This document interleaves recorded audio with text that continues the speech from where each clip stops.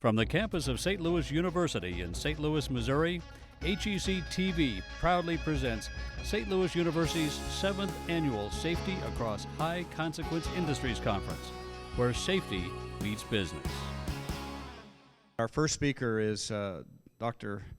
Sabin, and he's a tenured faculty member in the Department of Psychology here at St. Louis University, where he serves as the director of the doctoral program in industrial organizational psychology and director of the Center for the Application of Behavioral Sciences.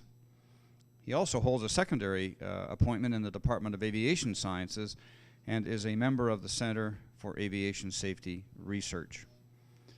He has consultant interests, and they include organizational assessment, change development, organizational effectiveness, and the communication processes, with special focus on safety culture and high consequence industries. So please welcome Dr. Sabin. Good afternoon, everyone. It's my pleasure to speak to you a little bit about safety culture, some concepts that we have been working on, and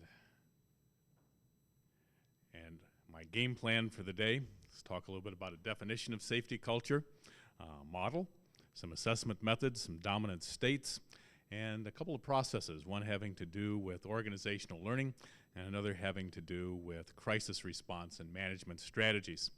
Today I'll follow the 3F principles: a few facts, a little fun, and maybe some philosophy. Not spelled correctly, of course.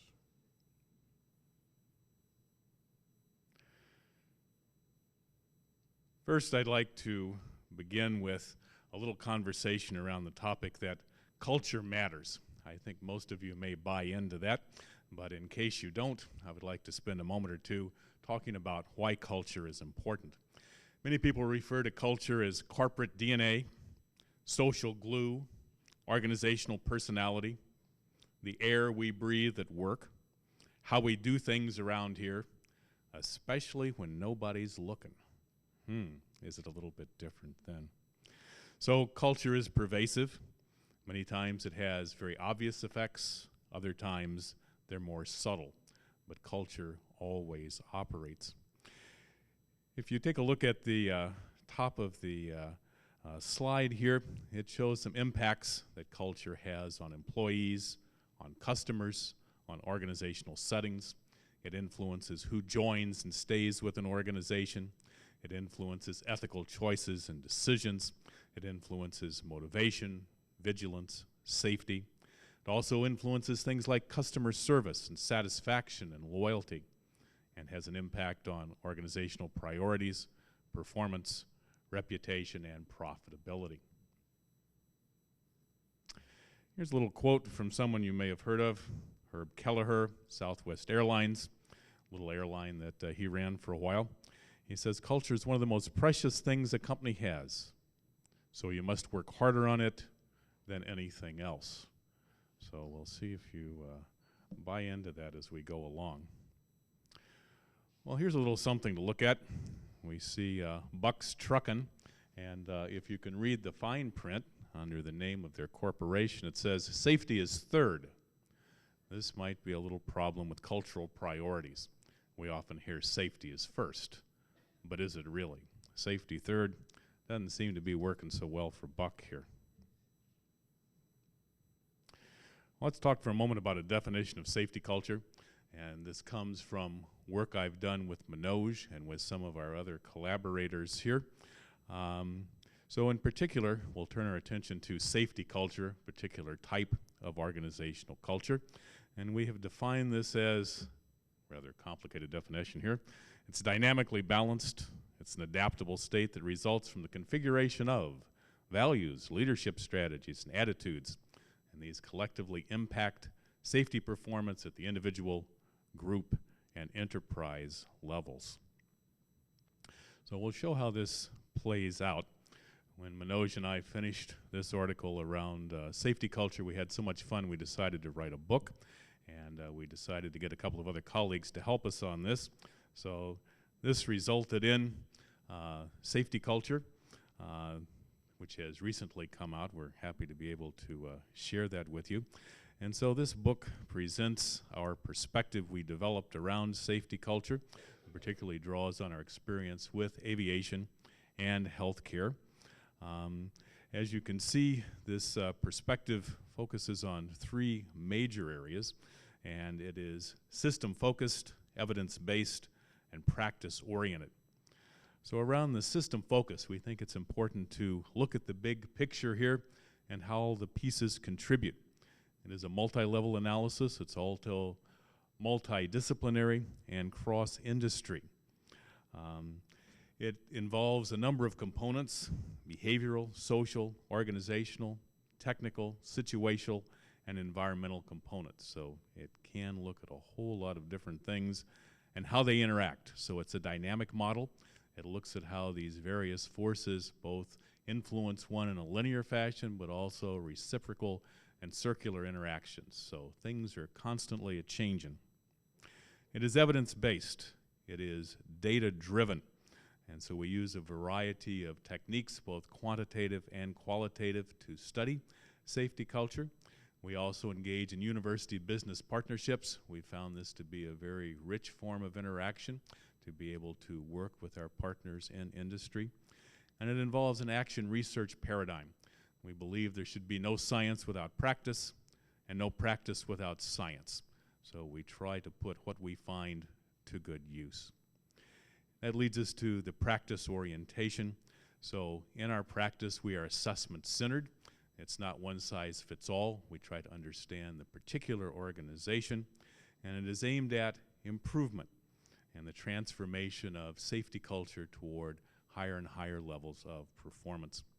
We're also very sensitive to the notion of value creation and return on investment.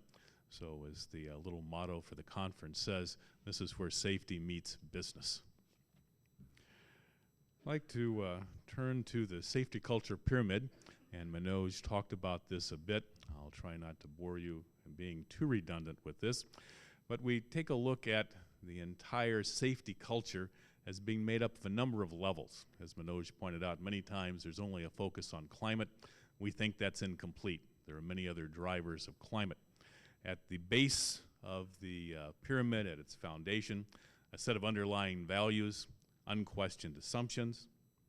Above that, various organizational mission statements, leadership, strategies, norms. Above that, attitudes and opinions. And above that, the behaviors that we see. We might summarize these simply as safety values, as safety strategies, as safety climate, and as safety performance. We believe that safety exists in a variety of dominant states. Safety culture can either be positive or negative. At the bottom of the slide here, you see some of the predominant states that we have discovered and that we recognize, that we also find in the literature. So secretive culture, blame, reporting, and just culture. And so we will spend a few minutes looking at each of these and how they might play out. Before we get to that, though, a word about research. We've said this is a science-based approach, so we use a variety of research methods depending on our level of analysis, the particular technique we adopt, and what we're trying to achieve. So you can see some of the various techniques here to study behaviors, attitudes and opinions, the further level strategies, and on down to testing interventions. So we have been fortunate enough to actually test some of our interventions in quasi-experimental designs and actually gather some evidence that our improvement techniques actually improve safety culture. So, secretive culture. At the base here, in terms of safety values, we see the predominant value of self-interest, production first, safety is a luxury, similar types of ideas.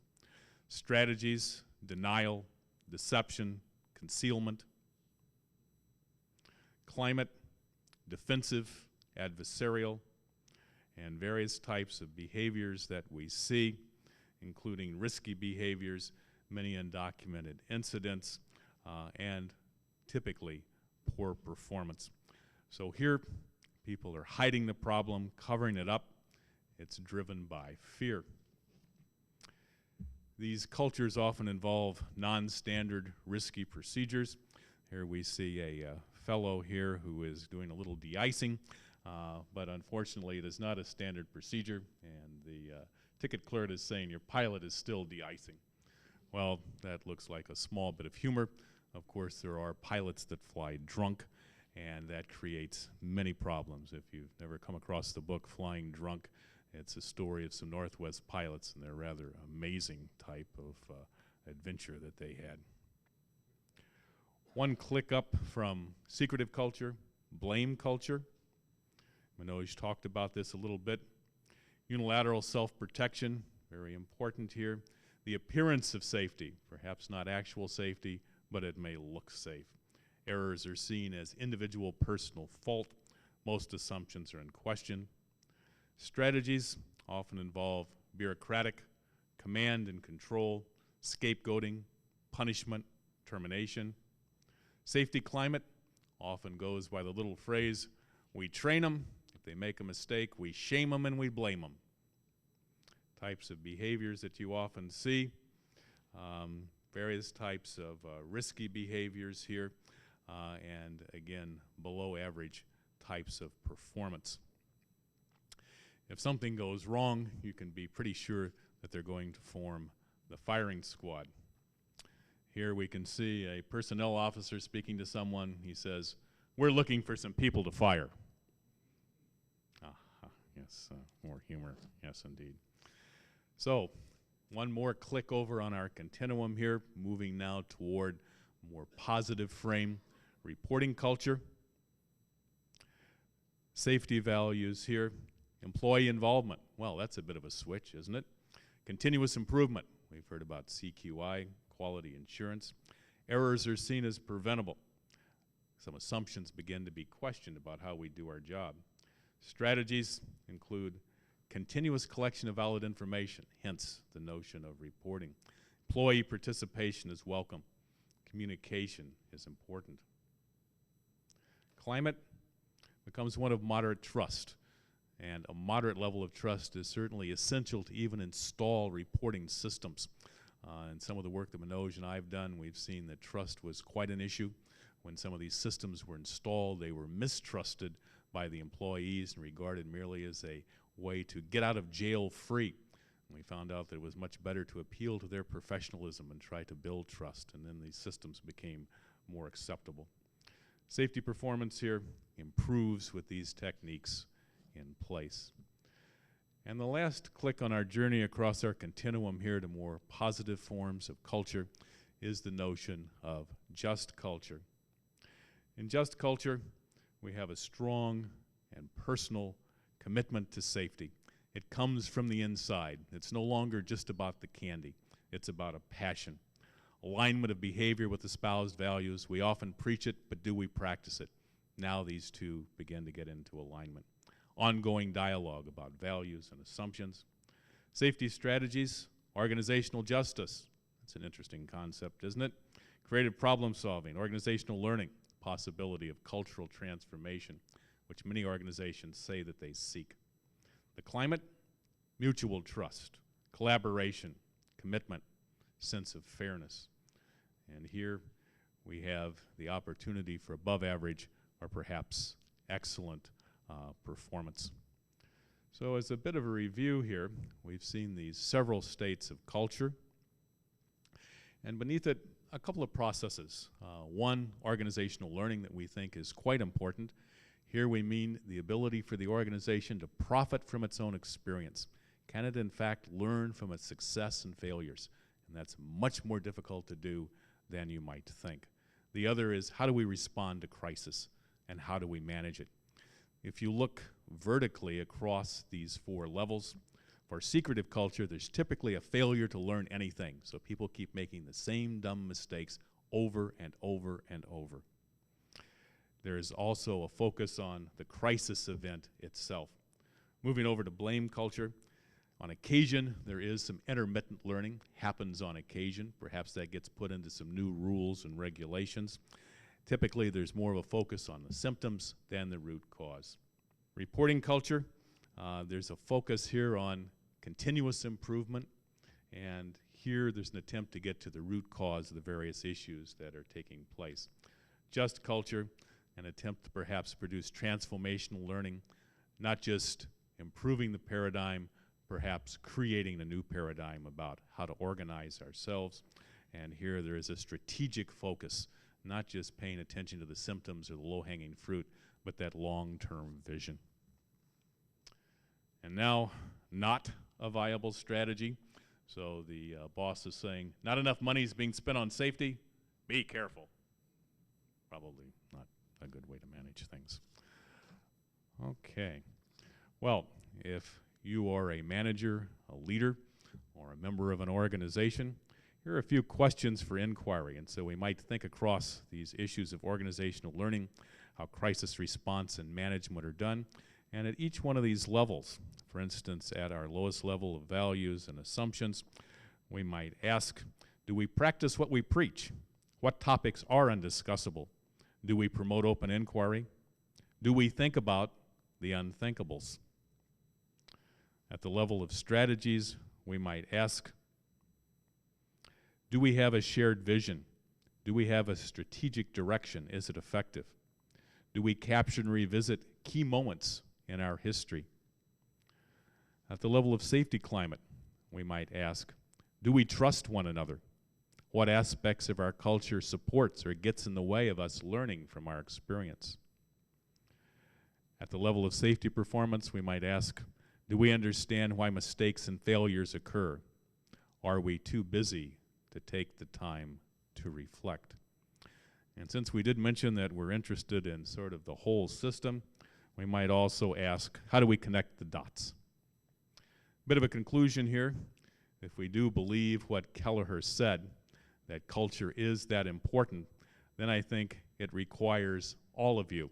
We heard Sister Ryan say how it certainly involved our heart. I would also argue it involves our head. Be data-driven. In God you can trust, everyone else should bring data. Our friend Deming supposedly said that. You also need the heart. Be passionate. It's not just about the candy. Be just. Be fair. And about the hand. Take action. Implement the lessons you've learned. And now, I'd like to introduce our next speaker, Tom Bigda-Peyton, and he's going to continue our topic by developing this in a little bit more detail. Thank you.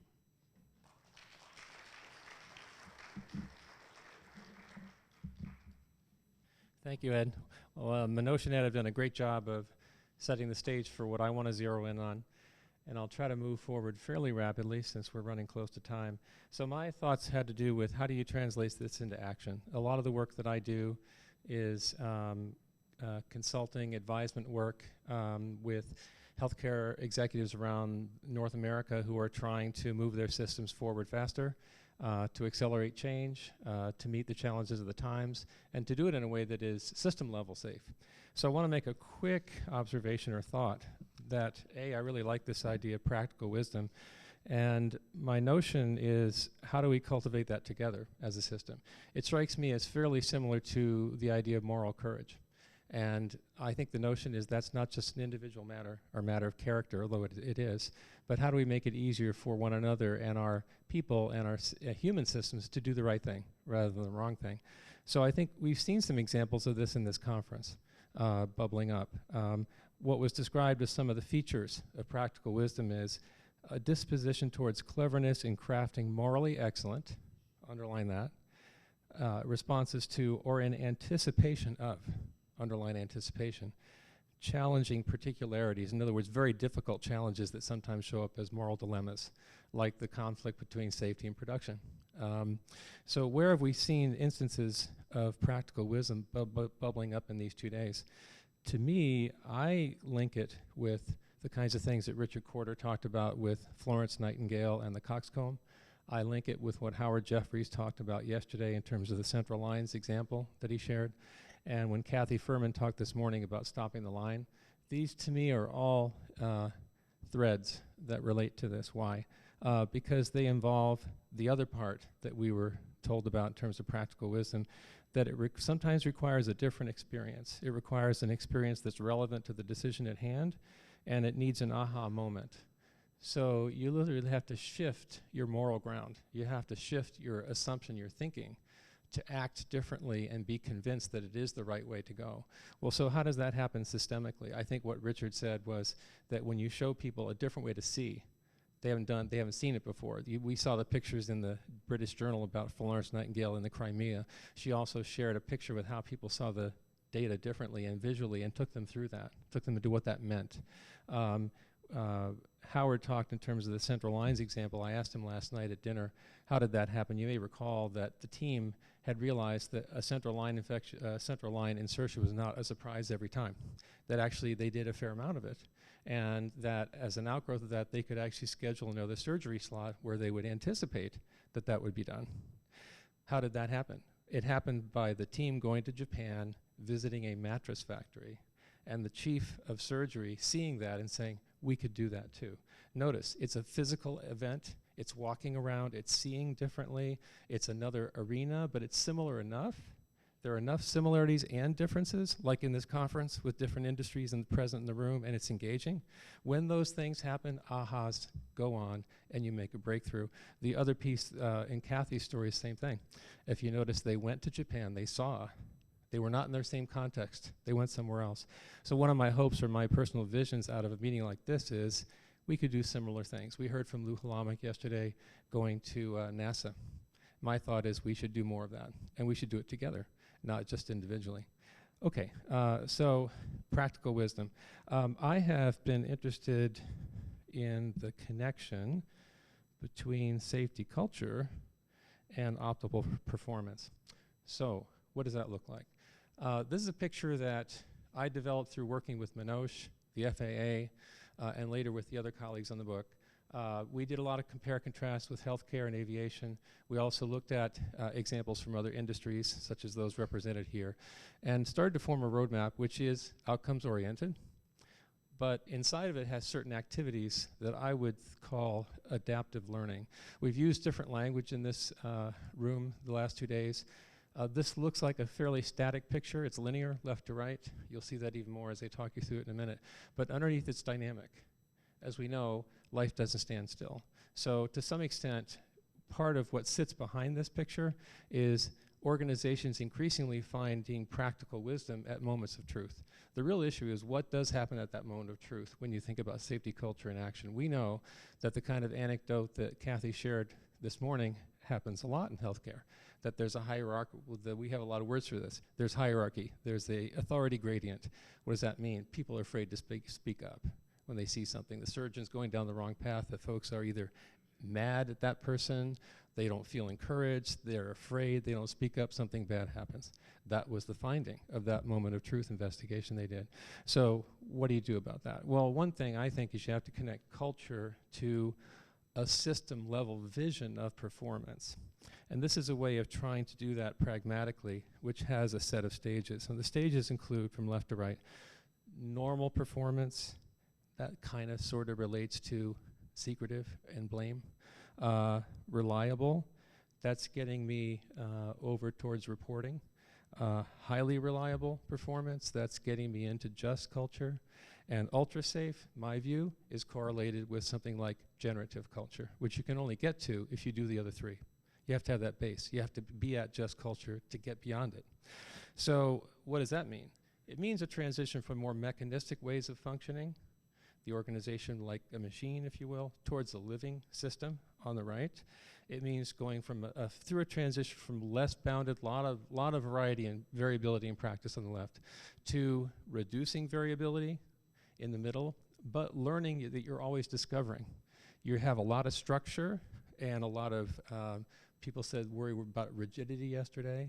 That's what it looks like in that first part. You're reducing variation in practice, but then you actually have to maintain that channel, this more bounded system, and start to open it up towards adaptive lifting system on the right, which means that we're starting to increase productive practice, innovation, discovery at the same time as we're reducing unproductive, but keeping it within a boundary. Okay, so what does all this look like? Well, there are stories that we've heard, such as Kathy's, many, many times, and we have some in the book. I'm not going to go into them because you're very familiar with them. They're the stories about lack of communication, role distinction, people not working as a team. We know that story. What do you do about that story? Well, my colleagues, some who are here, some not, have started to frame the issue differently. We think we're in transition from the first curve of healthcare to the second curve. We think that we're actually both in the decline stage of one and in the early stages of another. We believe we're going beyond the craft model, physician-centric model of care to something that's more consciously coordinated. We've heard about relational coordination, a lot of examples of that. So we take an appreciative stance towards where we are. One thing to do about physicians who are reluctant to get on board is to say, you know what, the first curve worked, and you're an example of it. And we need to harvest the assets of it, not suppress it or squelch it or blame you for practicing that way. We need to respect you for being an autonomous decision maker, but say it's not enough anymore. You have to go beyond. And we find that that's a helpful message in terms of transition, in terms of starting to move up that second curve. Attribution to my colleague, Dr. Marty Mary. Someone who isn't here today, Jeff Brown, who was one of the co-founders of this meeting 8 years ago with Manoj Patanker. Jeff coined the term high consequence industries that has resonated to this day. This is a project he was in. He's not in the picture, unfortunately. In the middle of the picture is Paul Uhlig, that Jeff worked with in New Hampshire starting in the late 90s, mid to late 90s, in a process called the Concord Collaborative Rounds Project. It used a process called glitch harvesting in a cardiac unit. The concept was they would meet at the bedside of the patient every morning and say, what happened yesterday that's different than what we expected? And the team included patient, family members, housekeeping, everybody that touched that patient, as well as Paul being a convener. Paul was a facilitative leader in the sense that I'm the ultimate authority, but I'm not going to lead this meeting. The nurse is going to facilitate it, because if I facilitate it, everybody will shut up. But we need everybody here. Don't worry, it's safe. I'm in charge. I'm the ultimate. But we want to know your ideas and thoughts, and what did you see? The housekeepers started to say, well, I noticed Mrs. Jones was pale at 3 p.m. in the afternoon yesterday, but I didn't know what that meant. A lot of cross-learning. The staff satisfaction went through the roof. Morbidity, mortality, they hit a home run repetitively, etc. It's one of our early generation second curve stories. We call it collaborative rounding, glitch harvesting. Jeff's role was as a knowledge harvester. Interesting he's not here. His job was to listen to what was said in the meeting and harvest it. So it was called glitch harvesting, gathering little insights that can help. So that's the story. Now, I want to very briefly pull out an example of what does the journey look like in addition to that one. Actually, two, and then I'm going to stop. In the book, along about 3/4 of the way through, is a vignette from a CEO of a Toronto hospital that we worked with for some years and who has spoken at this meeting in the past, Bonnie Adamson. And we had taught her to use intuition. We had done some work, Jeff and I, around the power of intuition and how you use your stories and your intuition, clinical and otherwise, as a team to improve care. So here's, very briefly, how this works. A nurse was under pressure to discharge a patient from the ICU in order to maintain patient flow. Observing him, she had a feeling something wasn't right. Notice, she had a feeling something wasn't right. She said, don't discharge him. 2 hours later, the patient went into cardiac arrest. The team was able to save his life. I would cite that as an example of team-based care using the power of intuition. It didn't happen by accident. We had done a lot of pre-work. We had made that okay. We had said that we had encouraged people to do that. Not in terms of challenging that the physician's a jerk, doesn't know. No, no, no. You have an intuition. It's your responsibility to raise that. So this goes beyond lab tests. This goes to using clinical judgment together as a team, and I think it's on this journey towards high reliability. This example that has the graph on it is a current client I'm working with. It is a healthcare system with 25 hospitals, covers 2 states. I'm not going to name it. They asked me not to. They want to publish this, and so another interesting issue in terms of sharing of learning and knowledge. But this is an example of the outcome of a change process they've been in for 3 years called adaptive design. So it has to do with adaptive learning, use of A3 problem solving. Those of you familiar with Lean will know that, but it really focuses on ideal patient care. It focuses on second order problem solving, solving the problem so it stays solved, 5 minutes to go, maybe less. So what it does is build a lot of structure around certain key issues and adaptability, and it has frontline staff quite excited, quite involved, quite engaged. So one spin-off or outgrowth is they have been tracking what's been happening with falls. And this is the picture they were showing me 6 months ago. And what it essentially shows is a pretty steady and important drop in significant falls causing harm or death in the system, which had been a fairly common event about 6 or 8 years ago. So the first thing they did a Robert Wood Johnson Foundation grant. They made a move in the right direction. Then they started doing adaptive design, and they started to do an A3 on every fall. And they began to have a common language they could share their stories across the system in terms of what was going on. As they did that, what they found was, and I can't go underneath it I can give you some of the anecdotes, but essentially they began to learn how to fix some of the underlying things. One classic thing I guess I will share is that there was what we call the call light story. They had found that there was a problem that Mrs. Jones had a fall or a near fall because the call lights didn't go on at night. And because they were using this adaptive process, instead of treating that as a one-off, they said, this is frontline staff. Is that happening anywhere else? And what they learned was, yes, that there had been a correlation with a couple of near falls on the same area with other call lights going out. And as a consequence, they put in a fix that had maintenance involved. They had a routine check, everything we've talked about in terms of checklists. But it came from this passion for ideal patient care and a common language, common framework around problem solving. So what has happened since this time is that the line on the right has gone flat. In other words, they have had no serious falls in 6 months in 25 hospitals. They have had no deaths from falls in almost 2 years, I think it is. So this to me begins to have a feeling of what it might look like to get to that ultra safe place on the right hand side. So I will just very briefly say that I think the safety culture pyramid is important in terms of guiding improvement. Measuring improvement has a lot of implications. Ed did a nice job on that. When you get to innovation and system redesign, you have to add a piece. Very briefly, the behavior on down is what we focused on in this book.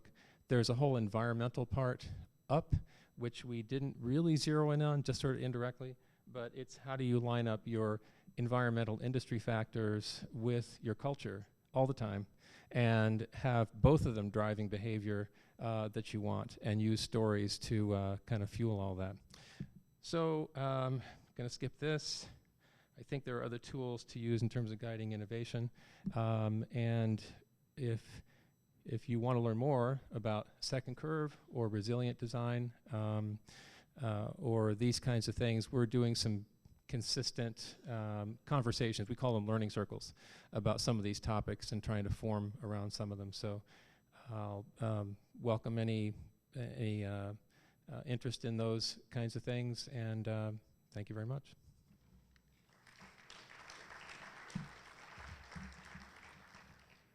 I'm going to introduce you to Thomas P. Judge. Thomas Judge serves as the Executive Director of Lifelight of Maine.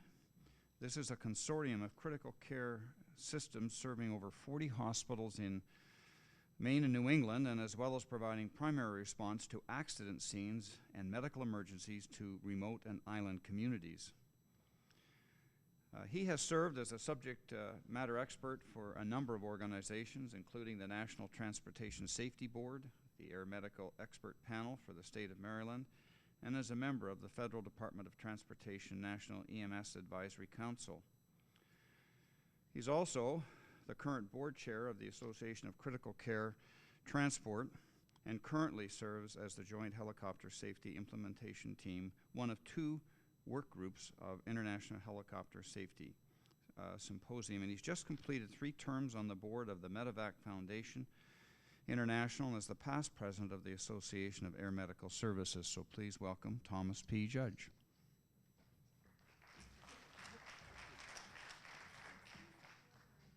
Yeah, the short version. Short version's good. You guys have been PowerPointed to death, haven't you? Does this go like this? Oh, great. So with thanks, all of that and $5 will still get me a cup of coffee at Starbucks. It used to be Starbucks, but now it's $5. I'm going to go through this really quick because there's been a lot of theory here. So I want to just take this and actually lets you get into the real world. So you take all of this stuff and what happens with just culture in the real world, and we'll bring you to a case. So let me just set a stage, thank a lot of people that work with us, deliver some quick context, and then look at the issue of behavior in the real world. So this is how I started in air medicine, because we're both aviation and medicine. And this was 20 years ago or more. I was on a regulatory board, and we were desperate for the benefit of air medicine in the state of Maine. And I was one of 18 people that raised their hands and waived our rules around risk to allow a company to operate that would otherwise not meet the rules in the state of Maine. And 6 months later, bad design, one of the most egregious air medical crashes, an aircraft runs out of fuel 5 minutes outside of Portland, goes into Casco Bay, the patient, the paramedic, and the nurse perish. So I own that one. This stuff is real stuff about how people make decisions and design. I then become, later on, many years later, the president of the Air Medical Association. There was some conversation here about competition. This is a mess in this country. So, and this is when I called, as the president, I called the timeout and said, everybody comes into the rooms and we lock the door. This is a crash in South Carolina, the weather's bad, all VFR helicopters, call goes out, helicopter A says, can't do it. Helicopter B says, can't do it because of weather. Helicopter C, third company, can't do it because of weather. But there's a lot of competition for patients, and the fourth helicopter company says, we'll give it a try. They land on the interstate in the fog, lift off again in a VFR helicopter, and 30 seconds later, impact a mountain, and everybody perishes. So this is culture and decisions are really big deals. And then, right at the same time, my mother went into one of Richard's hospitals for a very simple procedure and was discharged 13 weeks later from intensive care after a simple diagnostic procedure. No scalpel involved. So these things really drive, that's the framework. So one of the things that we've moved to is to say that risk in itself is harm. It's not just about adverse events, it's about risk that is greater than benefit is actual harm. And until you begin to change that, you can't really have a conversation about safety and risk. So let's go for a ride and kind of see some context here. This is where I live. It's all covered by snow. As I said, it's Lobsterville, but the weather changes. We have a tremendously hostile weather climate. Changes rapidly, temperature changes. We've got the fog banks that come in. We've got mountains. We've got sea, a huge sea. This is one of the most highly traveled roads in Maine. The effective speed limit on that road is 75 miles an hour. This is one of the major transportation corridors in the entire United States, feeding out of the Maritimes of Canada. So a rural area, we fly helicopters. Our organization actually has no employees. We draw people from 7 different companies: aviation, medicine, hospitals, doctors, nurses, paramedics, mechanics, communications people, and they all put on a suit that says Life Flight, even though they don't actually work for Life Flight for doing stuff. We do very high-risk, complicated medicine. We do that on a daily basis. We try to make that look calm. These are nurses and paramedics performing very high-intensity, high-acute skills. We take our things and we benchmark our intubation against anesthesia in the hospital. That's our benchmark. But we're doing this all with non-physicians in completely uncontrolled circumstances. And we do this in this black tunnel in the middle of the night in austere circumstances. So this guy that needs a new heart and is completely unstable going from a heart intervention center to another heart intervention center doesn't have the cardiac surgeon, doesn't have the perfusionist, doesn't have the team of nurses, doesn't have the respiratory therapist. He has to travel through the night with one of my nurses and paramedics to find a new heart. So that's the world that we live in. It's high risk, it's high consequence every day, and it comes down to how we make decisions. So We've skipped all the slides about safety management and how we organize the system, and we're going to go kind of right to this issue about risk in air. So on a pay-it-forward basis, we went down to Newfoundland and helped them set up their air medical system because Nova Scotia had helped us set up our air medical system. So you go down to Newfoundland, you spend a few weeks there, and you become an honorary Newfoundlander, and you get screeched in. Anybody here been screeched in Newfoundland? So to get screeched in Newfoundland, you have to kiss the cod, right? And if you don't want to kiss the cod, you got to kiss the bum of a puffin. So you've got risk or air, and what we're saying is that there's behavior choices all the time.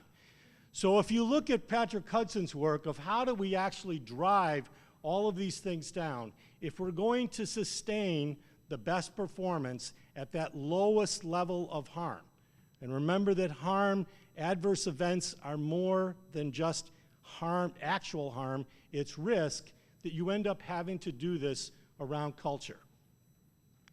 So this is our culture, esse quam videri, to be rather than to seem.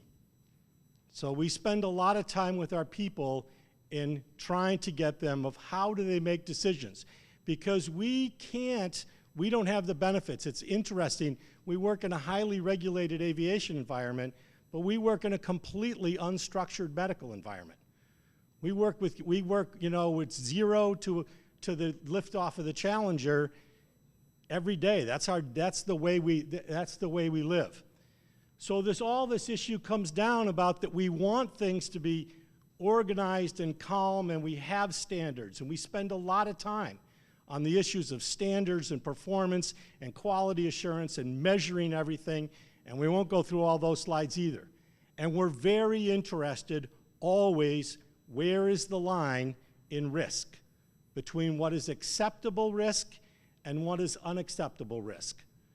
Because we're always going to have risk. The Supreme Court said safety does not mean to be risk-free. So we're going to always have risks, but the problem we run into is it's often really difficult to figure out where that line is. I don't think that there's a bright line, and I think that line moves. And that line moves because of context, of how we are in a given situation faced with unpredictable circumstances. I cannot possibly have a policy and procedure for every single type of medical or transportation request that we run into. There's no way to do that. So at some point, people are going to have to think on their feet. They're going to have to make instantaneous decisions, sometimes without the ability to bring one of our physicians into that conversation. So, a little bit hard to see, okay? And you can't see all of it because that piece of wood goes through and through. Okay, so this is not gratuitous, it's for a reason. Okay, so the good news is that guy went home.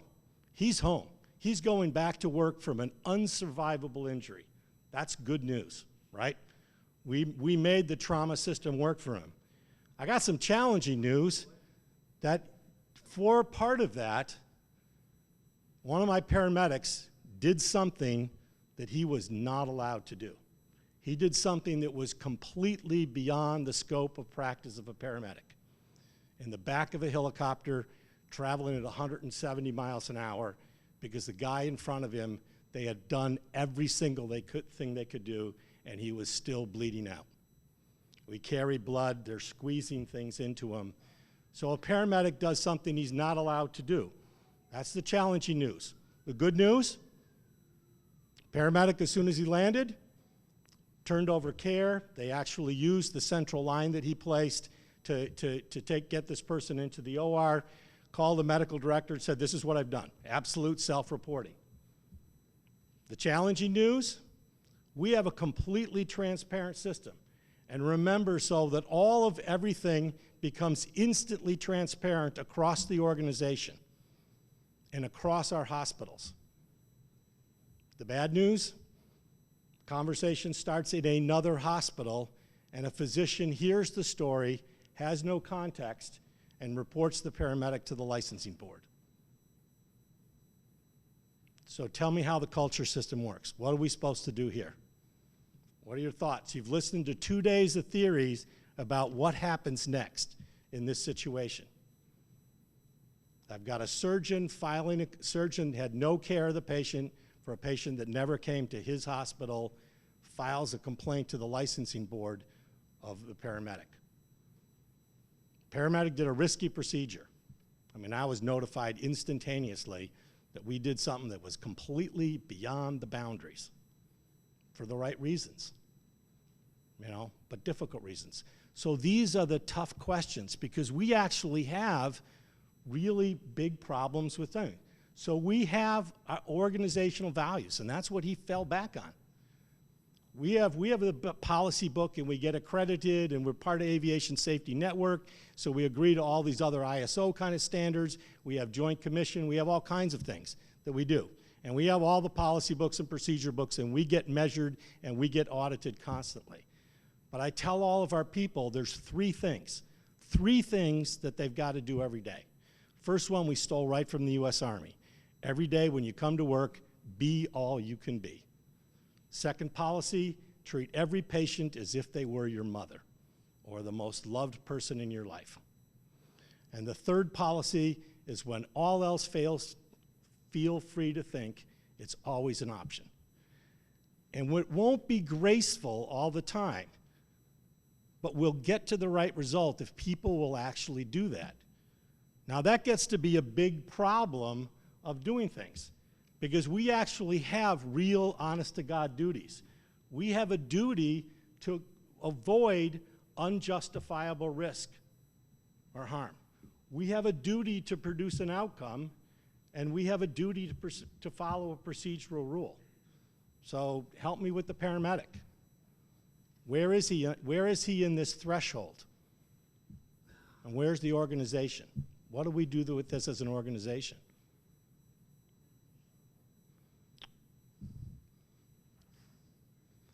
Duty to produce, so the duty to produce an outcome overshadows those other things. You know, and I think as an organization we would say that, and there actually is a codicil in all of our hospitals that a physician can do something for which he or she is not privileged or credentialed to act on the behalf of a patient. And we want our people to act on behalf of a patient, but that's a tough piece. Because now I've got a real thing, you know. And so in the end, we go to the licensing board. As an organization, we hire the lawyer.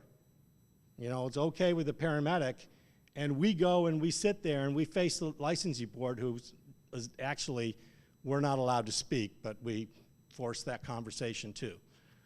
That we advocated on behalf of our paramedic that he was doing, if they have a problem with what happened here, they have a problem with the way we've set up the values and the promise of this organization. But this is really tough stuff. And this is the problem in air medicine, right? Here is, if you think about how many people have ever had to call 911 in their life. A couple people have had to call 911. No one ever really thinks about that. 911 is the most profound social promise that has ever been made. If you call us, we will come. 24, 365, whatever the kind of weather. We have access into people's homes. The police need a warrant. I still work the street as a paramedic. I go into people's homes all the time. I go into their bedrooms. I go into their bathrooms. I see if they didn't keep their house clean. We see every perambulation of human, you know, life out in the rough. I worked in Northern Ireland, and one of the paramedics said, you know, our real job is we're the dustbin men. Everything that goes wrong in society, we're the dustbin men of society. That's what our job is. But we have unparalleled access, but that's a promise because that drives our people underneath. And that drives decisions about risk and consequence as we do things. So we do a lot of work. I had no disclosures in the front, but we do, you know, have done, you know, we brought some stuff in from outcome engineering. So everything that we do, we have to go back and measure. Is this simple human error? To err is human. but we also have to look at individual or organizational drift. We're going to have errors. We are not in the business of eliminating error. We try to avoid them. We try to do what we absolutely do is try to not have them harm people. But there's no way in the environment that we work in, we will never eliminate error. We've got to recognize it up front, be honest about what it is, and we have to assess it. That risk is everywhere, every minute of every day. And that then we manage in support of our values. That we actually make this happen on behalf of patients, but we have to do that without putting a patient or one of my people at a risk that's greater than the benefit of what we can possibly do. And whether it's just culture or trust culture or accountable culture, we kind of all have the name. So here's the dilemma that you get in with this. Because I'll tell you, the regulators, even though the FAA might have been there a little bit with getting there with the Part 121 airlines, the rest of the regulators aren't there. I think if this had been a nurse that placed that central line instead of the paramedic, I think the nursing board would have took that nurse's license right on the spot. The nursing board in our state is unforgiving. Now, we hold a promise when that all happened, and we did this with our pilots up front. And our pilots, we started, we were only VFR. You know, we had an IFR aircraft, IFR pilots, but VFR, we didn't have the system. We now have a complete IFR system at the low level. I told every pilot came in, if it comes to make a decision, go up, don't go down. If the FAA violates you, this organization will pay your salary until you have a license again from the FAA. The same thing to the nurses or paramedics. We will pay your salary until you can work again. You will come to work every day. We're not going to make work for you. You'll perform meaningful work for wherever it is for however long it takes. But there is this between what's acceptable and unacceptable. And I don't think that that line in medicine is quite as clear. I think there actually is these things where there's clarity around some things and there's clarity around some circumstances. But I'll tell you in the trauma room and I'll tell you out on the streets, that's pretty tough stuff. It moves a lot. The line versus consequence. What would have happened if the central line didn't work? This paramedic had worked in a cardiac unit. He was pretty familiar with this, even though it's never in the scope of a paramedic. Put a central line in. If he had missed, the guy surely would have been dead. And he said he went through it his head. You know, they had done every single thing they could, and nothing was working. And this guy was dying in front of them. And he said, you know, I knew I could get catheters here. I knew I could puncture his lung, although his lung was already taken out. You know, I knew I could hit a major vessel.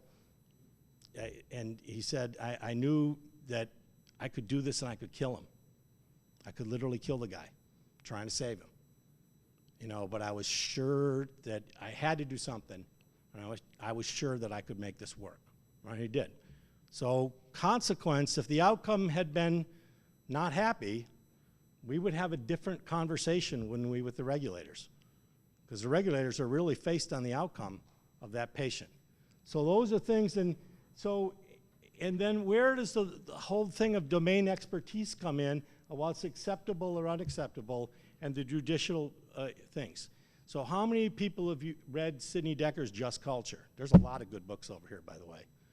Okay, you need to take that book home and you need to read it and you need to reread it. Every one of our people has a Book of the Month club. They get all of these things and they all have to sign their initials, right? They all, whether they're a doctor or whether they're a mechanic or an administrative assistant, they all look at this stuff all the time for doing things. So the good news, right? We figured out there was a couple things we had to do. We actually had to have a formal policy about how people break the rules. Non-prescribed interventions. A formal policy that lays out the philosophy and lays out exactly how we're going to look at this. Who's going to look at it, how they're going to look at it, goes through the grid. We're happy to share all of these kinds of things for doing stuff. We had to come with our group, and this was a big debate internally. This was not consensus. Our doctors, the 23 doctors that oversee Life Flight, were not in consensus around this one. And so we said, what do we have? We have errors of omission and we have errors of commission. If we're going to make an error, I want you to make an error on behalf of a patient, not despite the patient. Reporting, it struggled. We had a completely open system, and it struggled, right? The code of silence, I'm not going to say anything if the next thing I know, because the disclosure, the thing from the report was, that was a doctor that wasn't privileged to see that information and convinced a flight nurse in another hospital to let him into our electronic medical records to gather that piece. So there was a lot of problems around this, and you can just imagine everybody wants to shut down the reporting. Transparency takes a big hit when all of a sudden this stuff hits the road. And this is hard work. This is why people don't do it. Domain expertise, we've set up an ERT. The ERT has no managers. Everyone that looks at these things lives at the sharp end. Every manager in our organization still works taking care of patients or flying aircraft or turning wrenches. But the managers who gets to decide the line, who gets to decide what should have happened, who gets to look at the duties, are peers that make that decision for doing things. So let me just finish. This has been a long 2 days. You're very kind to stay to the end of us. There's lots more in the slide set. We shortened it up because it was like getting to be death by PowerPoint. But this is, this is really the epigraph of the IOM's, look at the emergency care system. And it really is, this is rolling up the sleeves. Putting a safety management system in was easy compared to putting just culture in. This is peeling onions every single day. But we're convinced that if we don't do it, we'll never get there on behalf of patients. So that's who I am. We're glad to answer things. You're very, very kind to stay so late, and if there's time for questions, that's great. Thank you. Sure.